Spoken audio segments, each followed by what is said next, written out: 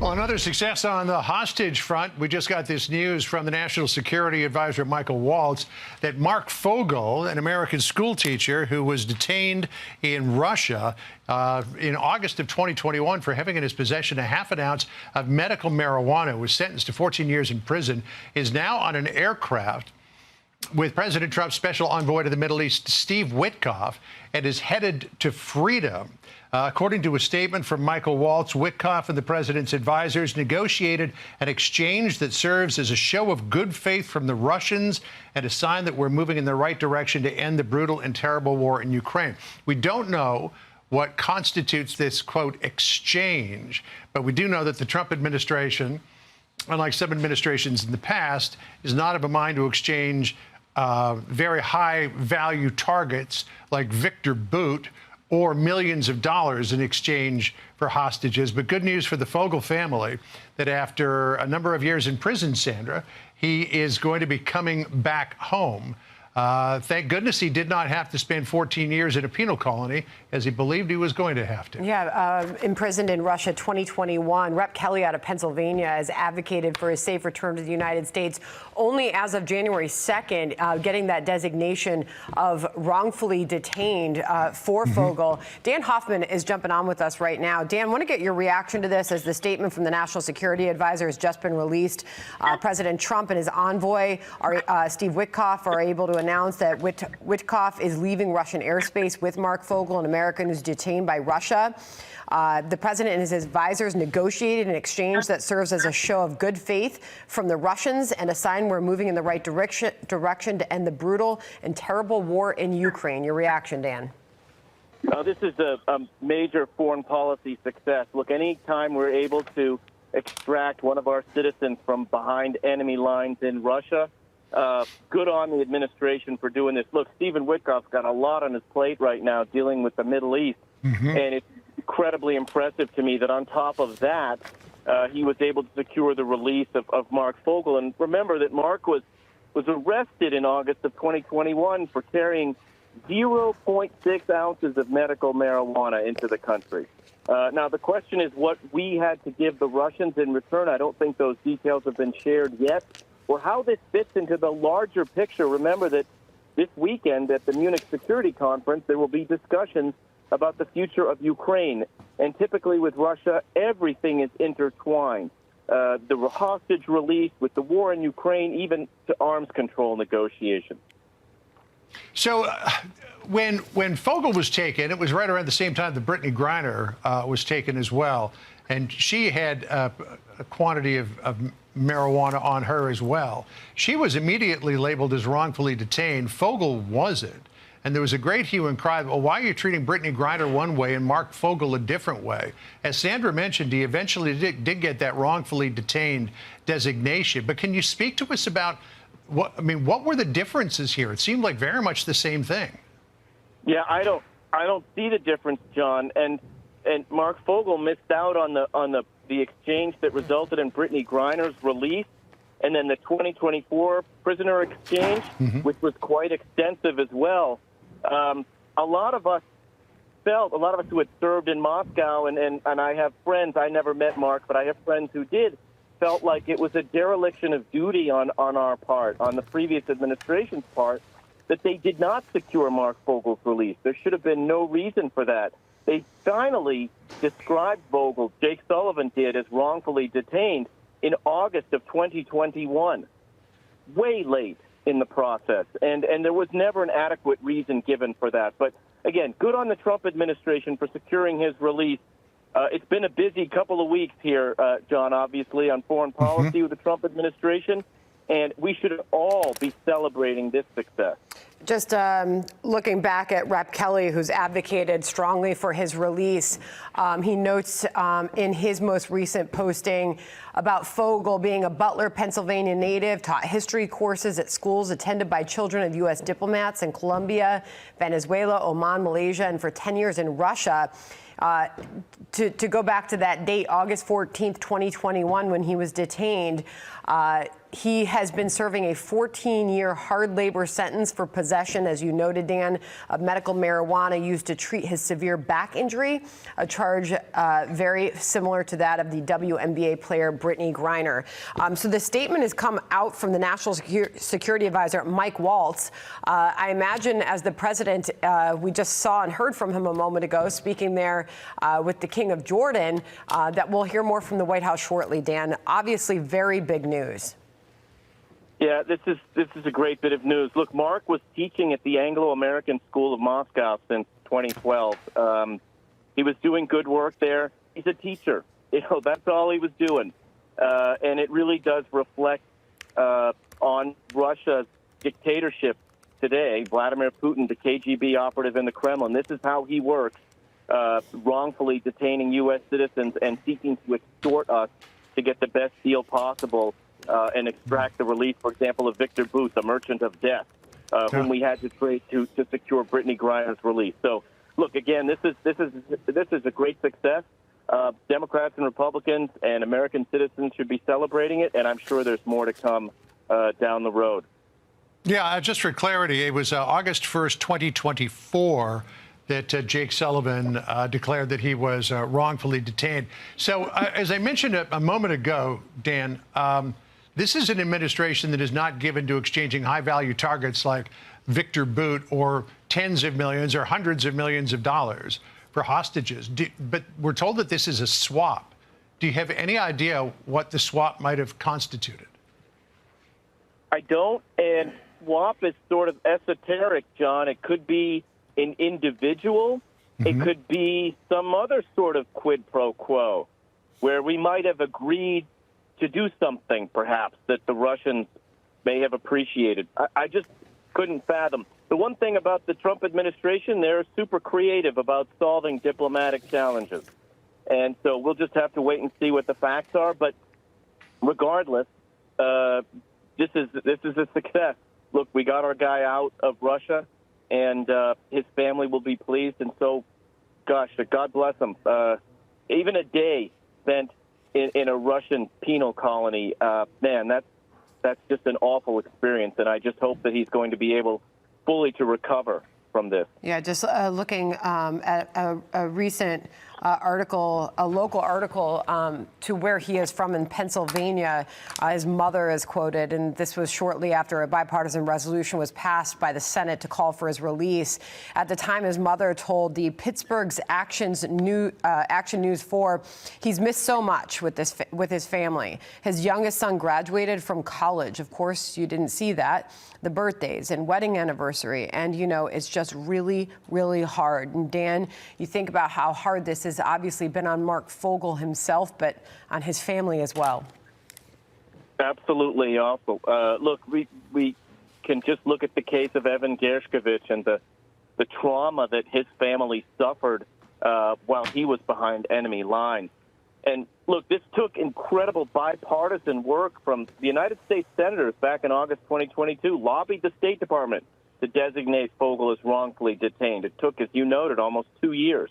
The family, the Fogel family, was very vocal, speaking out, and launched a petition calling for Fogel's freedom. There was a lot of work that was done here at the grassroots level and also in the Congress, and finally brought to fruition, thank goodness, with a positive result. So let me ask you, Dan, to read the tea leaves here.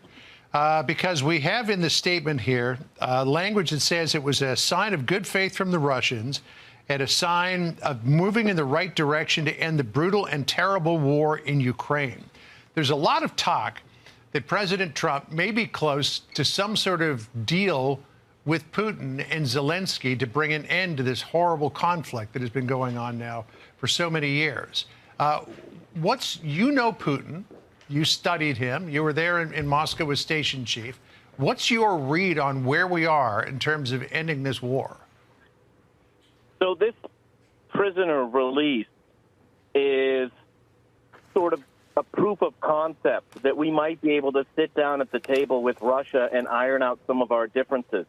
And if you think about the potential for a grand bargain in the event that the war ends and we're able to proceed with some post-conflict reconstruction in Ukraine, there's the potential for a grand bargain here where we eliminate some of those sanctions against Russia. There's not just a stick where we supply Ukraine with more arms and more munitions. There's a carrot, too, for Vladimir Putin, who is dealing with a very unbalanced wartime economy.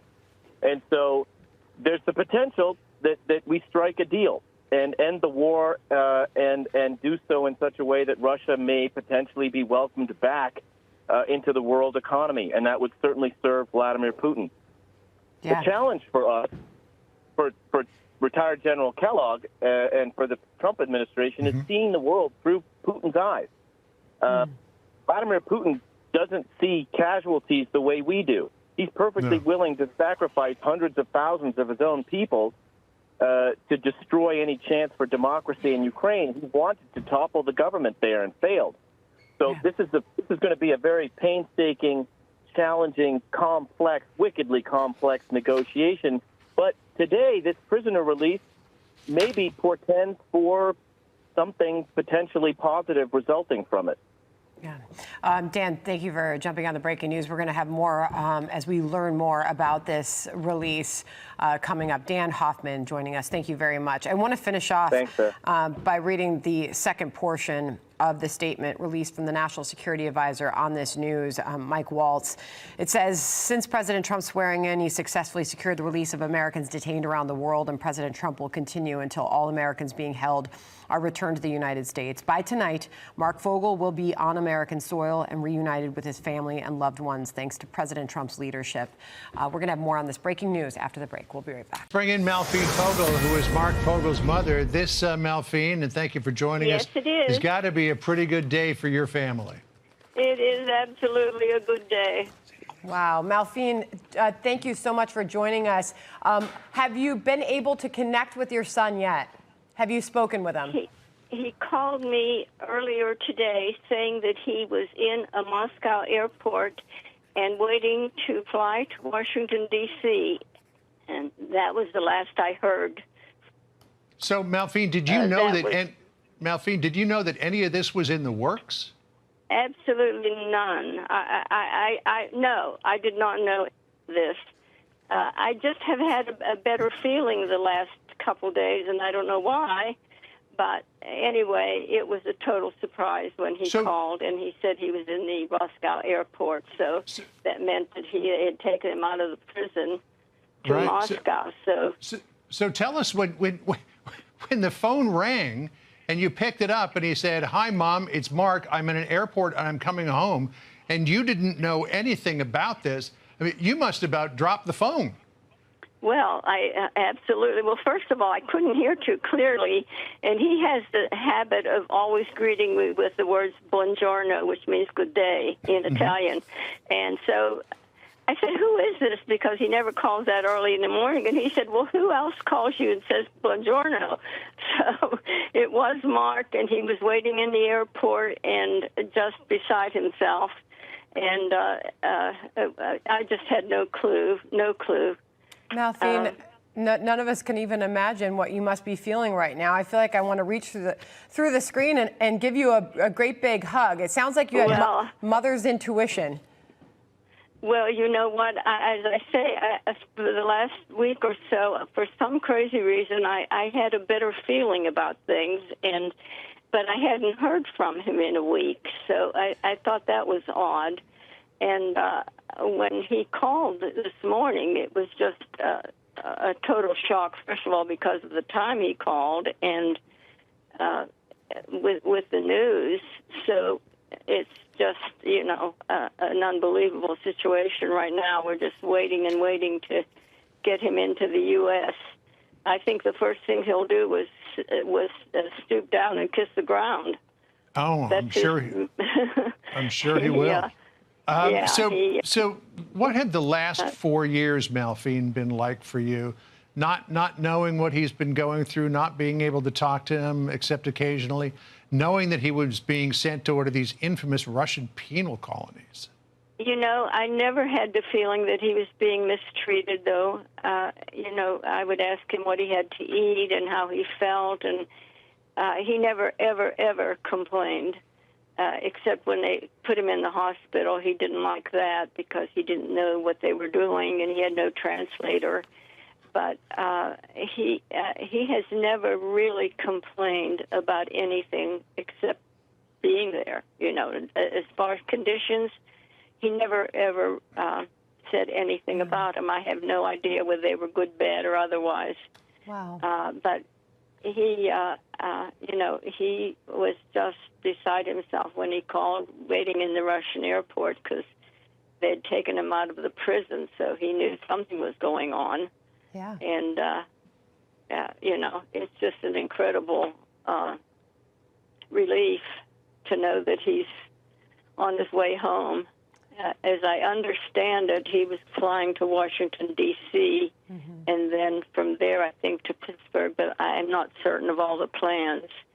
But I think he's supposed to be in Washington, D.C. sometime tonight. Yeah, reading directly from the White House statement, Malphine, it says, by tonight, Marc Fogel will be on American soil and reunited with his family and loved ones. I can only imagine the urgency of all who are with him to make sure that he sees you soon, his mother. Well, you know what? I want to see him as badly as I can possibly feel, but I want him to be with his family, his wife and his 2 boys. They're the ones that have suffered the most and have lived a terrible 3.5 years. So my wish is that they get together and have a really good reunion, and then I'll see him after that. But as long as I know he's on American soil, I'm happy. I know, Malphine, that there was a lot of hope a few months ago, back in August, when Evan Gershkovich was released, that Mark might be coming home with them.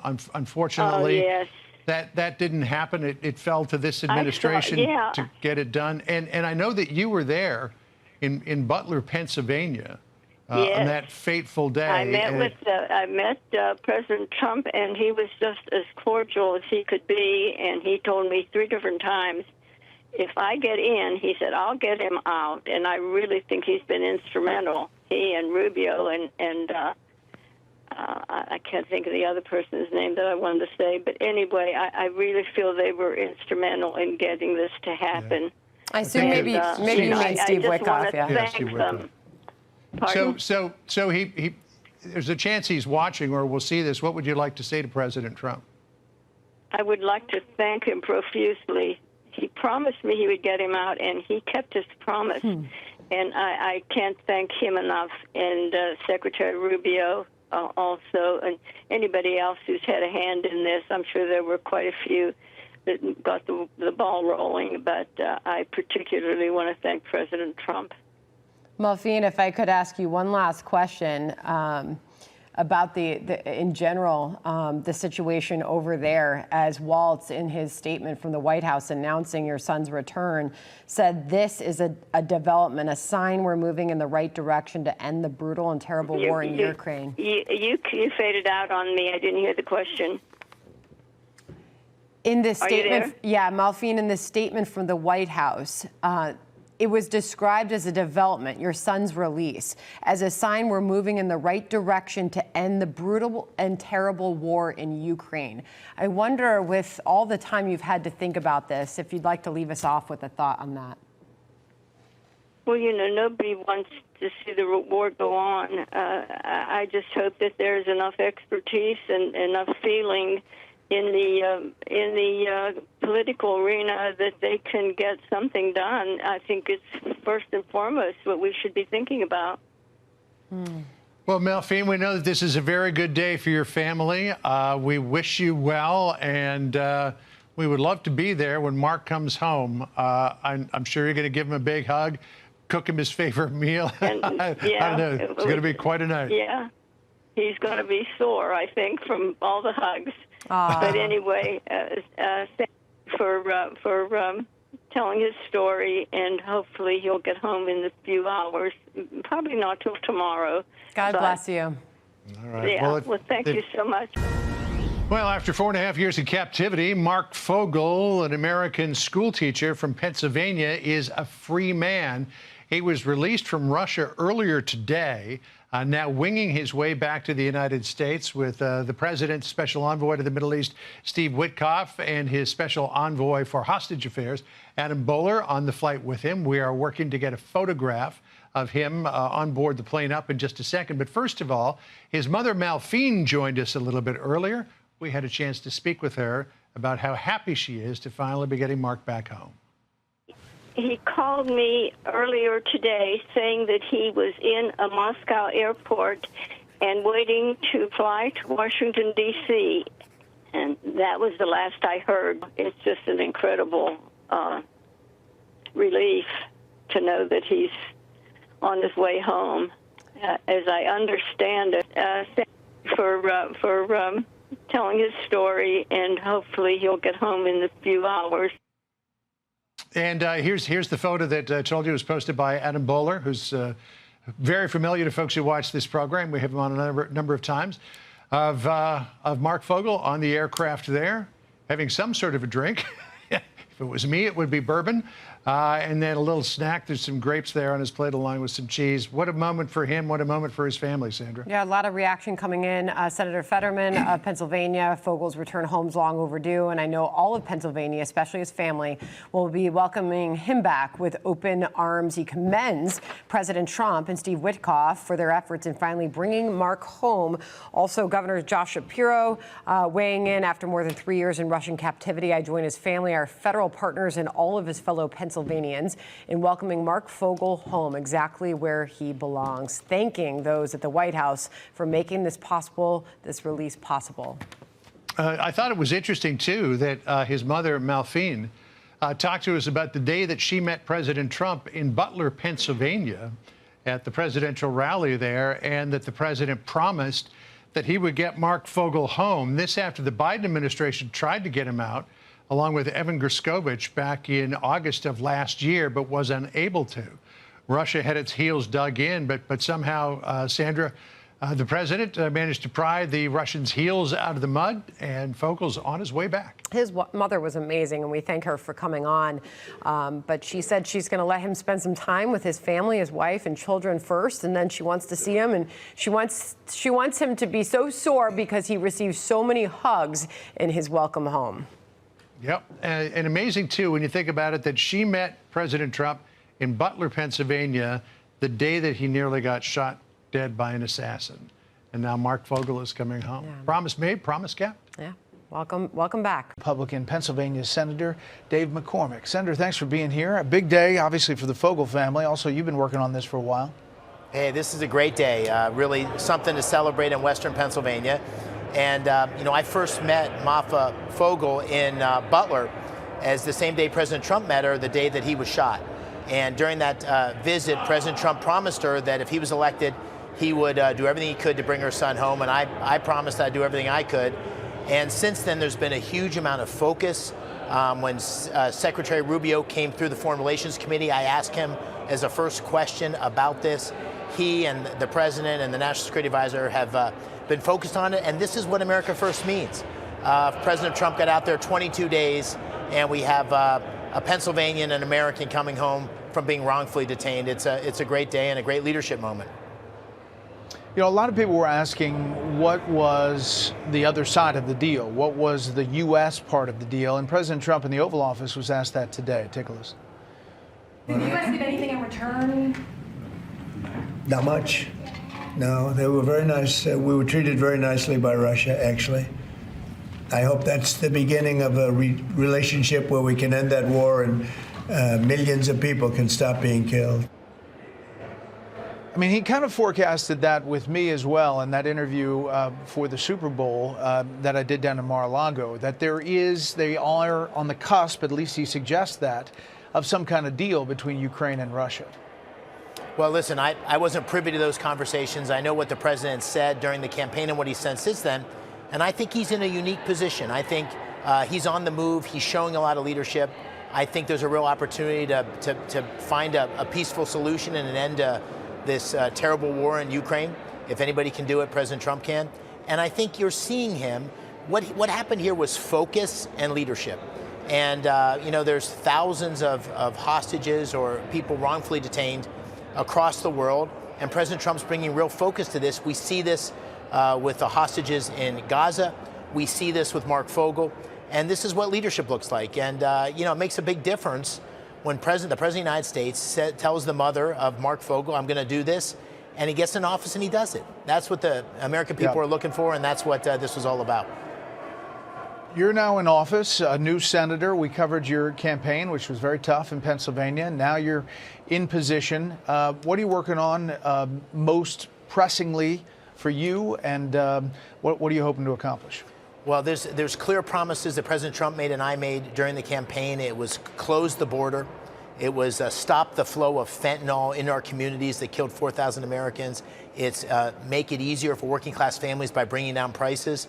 And it's unlock energy, because Pennsylvania is a huge energy state. Those are the kitchen table issues that I ran on. That's what I'm focused on. President's put a lot of executive orders in place that are moving in that direction. We'll need good legislation to close the deal. And there's a real opportunity in the coming months to make a huge difference for Pennsylvania and the country. And I think my vote's going to be an important part of that. Very quickly, it doesn't seem like the president's nominees are going to have trouble. Might have snow delays, but it seems like there are the votes there on the Republican side. But as far as the one big beautiful bill or two bills, the Senate seems one way and the House seems another way. Well, on the president's nominees, he's nominated a set of folks, many of them disruptors. These are not going to be traditional candidates, and I do think his nominees will be confirmed, and I want to help him do that while also exercising my responsibility of advising consent. Listen, I'm a business guy. I don't really care whether it's two or one. I just want the results. That's what the president wants. That's what the American people want. And that's what we're going to do in the Senate and the House. And we got to deliver for the American people. It's a change election. And we're all committed to that. All right, Senator, thanks so much. I know you'll be with the Fogle family as he arrives back to D.C. Thanks a lot for the time. Thank you.